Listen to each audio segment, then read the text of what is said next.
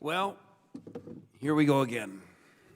I have been listening to what's been going on here, and I want to thank Ranking Member Comer for his leadership in trying to get our Democrat colleagues to do their job. We've asked numerous times, and nothing's happened. And all that Ranking Member Comer wants to do is make sure that this committee is conducting the well-needed oversight of the Biden administration's policy failures, and some of them may be tied to this. While the resolution is a definite step in the right direction, I call once again on my Democrat colleagues to hold hearings to investigate this administration's utter mismanagement of the southern border crisis. They come right into office and they change the rules in Treasury for these suspicious activity reports. If they could have closed our border that quickly, we wouldn't have Americans dying from fentanyl at higher rates than any other overdose. We wouldn't have people coming into our country on the terror watch list. All we're saying is we want to see the documents and perform the oversight. It seems like this administration can tighten things up and close them down and make them secure when they don't want to tell us the truth. Well, quite frankly, they need to start doing it. I've heard so many people on the other side of the aisle here make arguments. I mean, I'm going to say this. We should trust President Biden. Let's see, he told us that inflation was going to be transitory. Well, it looks like it's here to stay. And now he's spiking the football because he's saying, well, it's 8.3%, but it's holding steady and not going up. We're supposed to tell him thank you for that. He wants to try and take credit for lower gas prices after he demonized American energy producers who produce it better than anybody else on the face of this earth, right? But then he goes to people who do not like us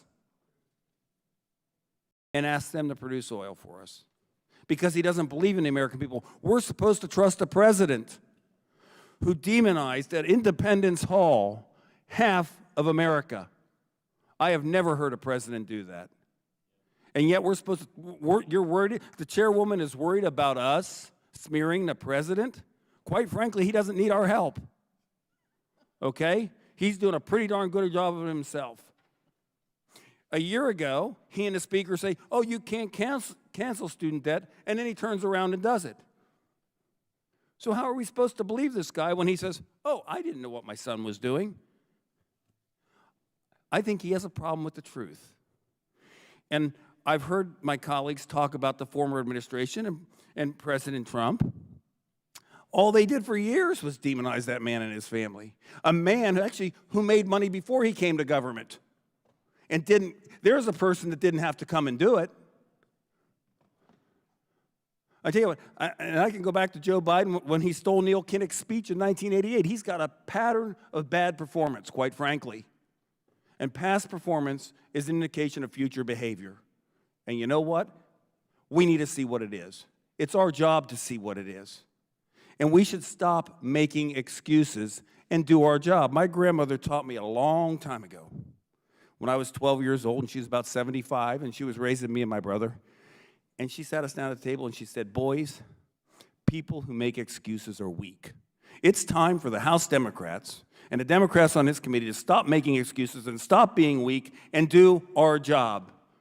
And that is to pass this resolution because it's about the American people. It's not about any one of us up here.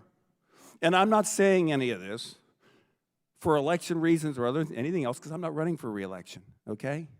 I'm saying it because I'm a kid that grew up in America, realized the American dream, and I know what people are concerned about. They expect their government to work, and they want to know whether or not our president has our best interests at heart. When you look at gas prices and you look at everything that he's doing, you can't do this stuff on accident, okay? I'm just going to go there and say that. We need to know the truth. We should know the truth. The president shut everything down that quick, and I want to know what he's afraid of. Show us the documents. And if he's not going to, this committee, this Congress, should force him to do that. And that's what we should do. And I'm not going to thank the committee chair for this. I'm going to simply say, do your job. Gentleman's time has expired. Representative